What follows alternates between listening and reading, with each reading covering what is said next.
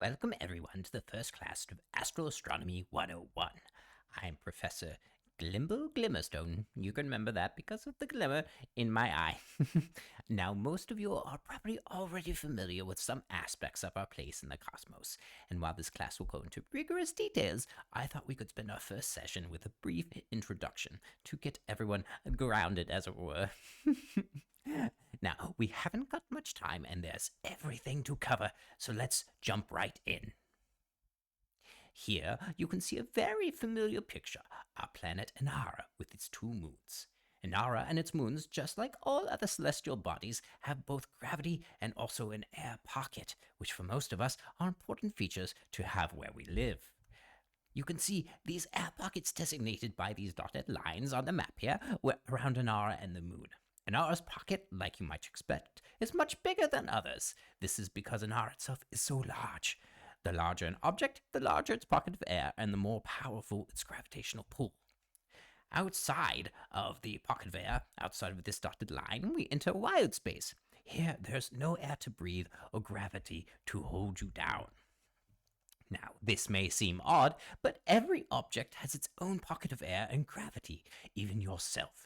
If you were to fly up through the air pocket of Inara and enter wild space, you would actually carry with you a small pocket of air and generate your own gravity within that pocket. The larger the person, the larger the pocket of air. However, even a Goliath's air bubble is hardly sufficient to sustain them in wild space.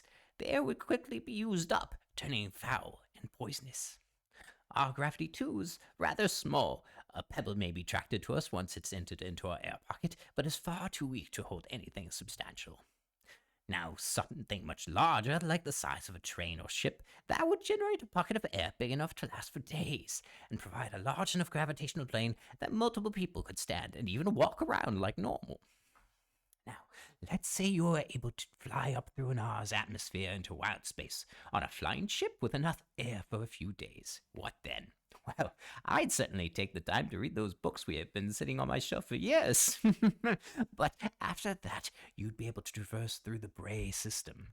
Maybe visit our star or other planets. Eventually, if you ventured far enough, though, you would hit a wall. Quite literally. Surrounding the Bray system, and we theorize all systems in the expanse, a peristrophic crystalline lattice enclosure made of an unknown indestructible crystalline material. Given the shape and appearance of this barrier, most of us in the biz simply call it a crystal sphere. Now, when I say indestructible, I mean it. I mean to say we've tried it all. No form of damage, magic or mundane, has been able to even scratch the surface of the sphere or make a way through it. Disintegrate, pass wall, dimension door, even a swarm of meteors. Nothing seems to even make a mark. Though do not lose heart, we've been able to make it through. On rare occasions, a hole in the sphere forms, we assume through some natural process, allowing one to traverse the barrier. And with that lucky break, we've been able to make expeditions out of the sphere and into the infinity of the expanse. And what lies outside? Well, my dear class, everything. A few brave researchers have made it out past the sphere and been able to bring back extensive notes on what they have found. Through their efforts, we know that the barrier that separates our system from the rest of the expanse blocks more than just us from leaving. You see, our sphere floats in a river of turbulent and multicolored ether that we've dubbed the Phlogiston. I use this term river very purposely here, as the phlogiston appears to be in a constant state of motion, with eddies and pools and fast-moving currents that move through the expanse at speeds greater than even the fastest train we have here on Inara. Those of us in the biz theorize that we are not the only sphere floating in the great expanse, but that there are infinitely many floating out there, somewhere in that chaotic mist. We have a hard time studying this, though. Phlogiston seems to be unable to exist within our sphere. It disappears instantly upon touching any portal, and all attempts to collect samples have proved to be equally fruitless. We are not even sure what it is. Just like the material compromising the spheres, it defies all of our attempts to study it. But the study of the phlogiston is crucial to our future understanding. Why, you may ask? Well, here's where things get weird, and it is why I continue to study the astral expanse to this day. My personal theory is that the astral expanse is a place of the mind, not the body. In the same way that one can slip into the realm of the spirits when crossing over to the ethereal, I believe that by crossing over into the astral, we are actually slipping into the collective consciousness made manifest. Now, why do I think this? Well, because you can move yourself with just your mind.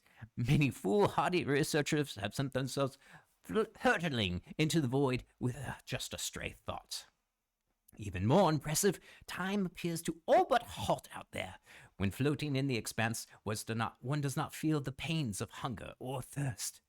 Beyond that, the aging process seems to slow as well, as both people and items in the expanse do not seem to age. Food never rots, swords never tarnish, and hair never seems to go gray.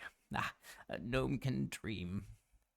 Now, it's not without its downsides and dangers, however. Spells of divination and conjuration, those that might allow us to communicate or travel more easily in this place, do not seem to function. The phlogiston, it seems, somehow interferes with this magic. On the other side of the coin, it can react strongly to certain energies. Natural variations in the ether pop up randomly and can result in explosive effects when exposed to the right element.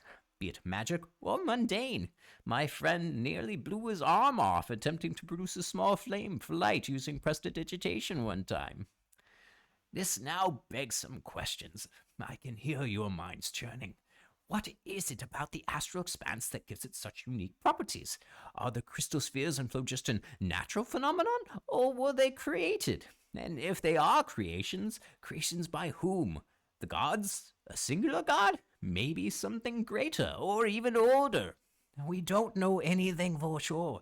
Well, many believe that the gods created the spheres to create sanctuaries of order within the chaos of the phlogiston. I tend to disagree. The materials seem more alien than anything we've seen the gods create to date, and both materials seem no more responsive to divine magic than they do the arcane. There may be many things that we can attribute to the works of the gods, but, my dear class, I believe that the phlogiston and the crystal spheres are not, and unfortunately, I am not convinced. I still ponder this question to this day.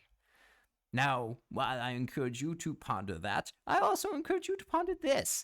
By the next class, I expect all of you to have read through Scroll 5 of the course reading and complete this simple traversal equation. Please be sure to show your work. Next class, we will describe how we can apply such travels transforms to account for time drift in the astral expanse. Until then, class, have a good day.